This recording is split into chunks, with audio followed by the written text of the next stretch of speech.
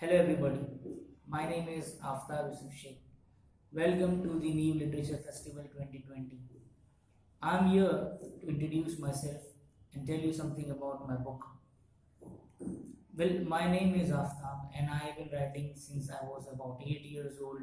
I wrote my first poem when I was in the class 5th or 4th, somewhere around that time, and it was published in the midday newspaper. Since then, I've been writing and publishing some of my poetry books, uh, and then my novel has also been published in 2017, The Library Girl, and then in 2019, my book Letters to Ammi was published. This book was published by Cuddy Tales. It has been shortlisted for the New Book Award in the Emerging Readers category this year. I would like to tell you something about the book, but before that, let us just read a few passages from it. This book is actually a story where a daughter is writing letters to her mother, and she is visiting Delhi for the first time in her life. This book also is a kind of a love letter to Delhi. Delhi is not my birthplace or any other kind of connection is not there, but still, I feel there is something very attractive about Delhi. The oldness of it, the way it is layered into city upon city, and it is more than 6 cities right now, which are trapped in the present Delhi. And I just feel how many people have lived there, and they are, many of them are buried under the layer of the earth, and so many stories are buried in the city. It's like, you look to your right and you see something which is 200 years old, and to your left, something is just about 5 or 10 years old, and then right in front of you, there is something which is more than 500 or 600 years old or 700 years old. So, this is very fascinating about Delhi. So, I always wanted to do something regarding Delhi. And then, once what happened, the first time I went to Delhi, I stayed in a small hotel where on the first floor there was a post office, and the rest of the floors were of the hotel. So on the first floor, I went to the post office. I saw that it was very empty. There was hardly anybody. There was just one person walking, and I just felt this place is so lonely and so left out, abandoned kind of. But there was a time when people used to come here and they would have written letters to many people around the city, around the country, around the world, and now nobody is writing letters and this place is left just to itself.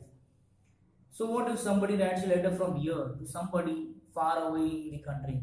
So there I came upon the idea of uh, this book where a daughter is writing letters to her mother, and this story, it's basically a story between a story of a mother and to each other through places where the mother has been, and where the daughter goes and she recollects what was the importance of the place for her mother, and it kind of weaves the mother and daughter relationship. The places kind of connect them to each other.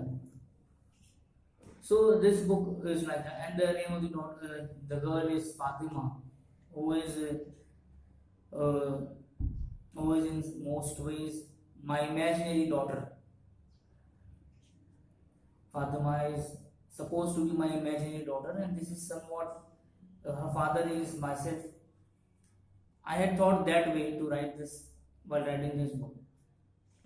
So let us start. I'll read a few passages for you. This is the station, the Nizamuddin railway station, and here she writes, "Dear Ammi Jan, I have arrived in your city. It has taken 7 hours to get here from Jaipur. It is still early in the morning. There is a net in the air. I read the big yellow sign that says Hazrat Nizamuddin again and again, wondering if this is just a dream. People are pouring out of the train and scrambling away. I walk slowly, tracing the railing of the foot-over bridge with my fingers. I wonder if you held on to it each time you returned to Delhi after visiting Abu's relatives in Jaipur. Abu told me all about the places that you love in Delhi. Now I look forward to seeing them for myself. Will it feel like two Delhis or Delhis as you would have said? One that Abu described for me and the one that I will see. I spot Khalu waiting for me, your daughter, Fatima. So, also I'd like to mention the very beautiful photographs in this book, which add to the story. These illustrations are by Adrija, and these photographs they have been taken by Soumitra Ranade and Adrija Ghosh, both of them. And what she has also done is she has, you can see the page is divided into two portions. This is one portion which is a photograph, an actual photograph, and this is the extension of the photograph which is a sketch. So this shows the connection between the two places and the two eras or two times where these people are visiting. This is the place which her mother must have seen. This is the place which Fatima is watching right now, and this is the place where her mother had been. These sketches are merged into the original photographs. So it shows the connection and the mergence of these two stories. How these places seemed or looked to Fatima and how these places were looking like to her mother. This is a place which is known as Diwan-e-Am in the Red Fort in Delhi. So here when Fatima goes, she sees the huge throne, the throne of the emperor in the Diwan-e-Am. And there she writes a note for her mother. There is no emperor now. People casually walk in and out, fearing nobody. I think of the great emperor of emperors who is ever living and never dies. I plan to put before him one humble request. I want to see my mother. I want to meet her. I want to kiss her cheeks. I will bow my head and make a plea to him. He will surely listen. Your daughter, Princess Fatima. So, this was what I wish to tell and share with you people. I hope you love this book. I hope you will be able to connect yourself as well with this story the way I try to connect myself and I try to connect the city of Delhi with it. Because when I started writing, it was not very close to my heart, but slowly the story developed and it became very kind of very personal. And now, when I hand it over to you, when I pass over the story to you, I just hope that you love it as much as I loved writing it. Thank you for listening to me. Thank you very much.